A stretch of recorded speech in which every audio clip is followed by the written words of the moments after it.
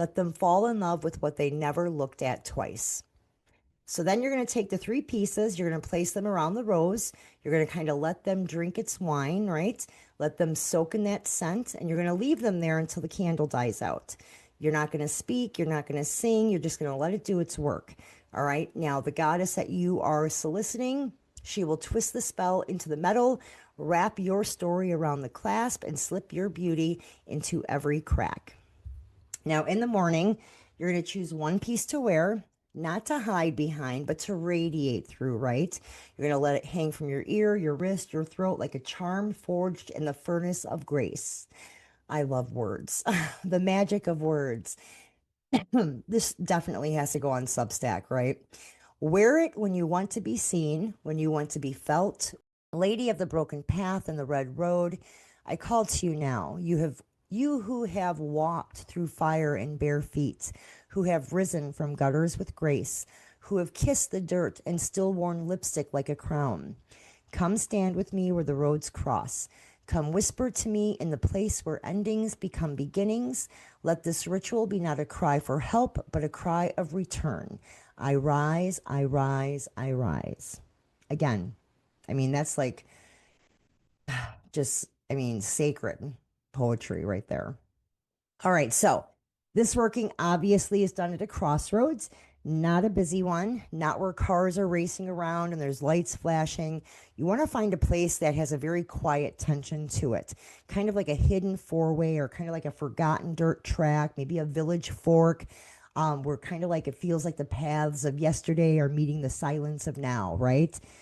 If there's dust there, that's even better. If there are weeds there, it's even better yet. It doesn't have to be pretty. The crossroads should never be perfect. They never really are. That's the truth of this magic, especially with dark goddess magic.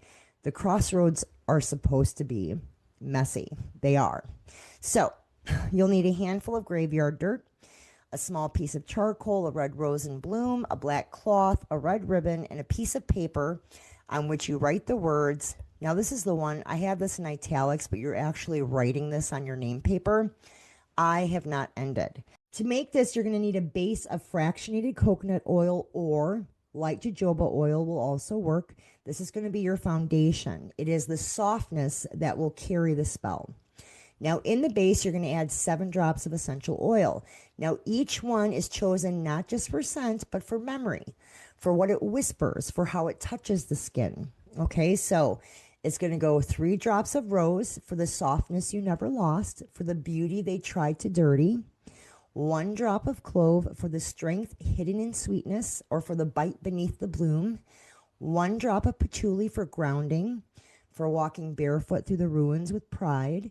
1 drop of orange for the joy you did not let them steal, and 1 drop of vanilla for the love that remained even when you wept alone. Isn't that, it's beautiful, right?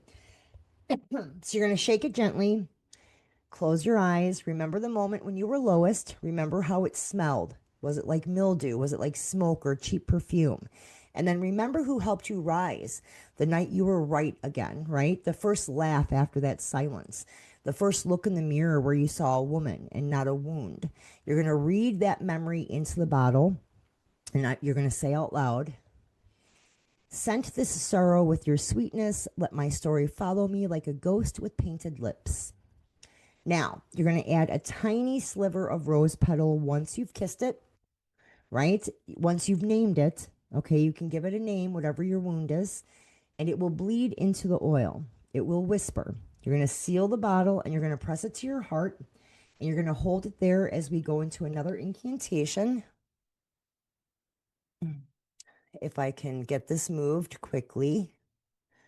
Boy, guys, sorry. All right, so italics. I was not destroyed, I was distilled. I was not forgotten.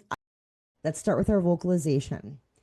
You who dance between stars and stir the soul awake, come into my hips and into my hair.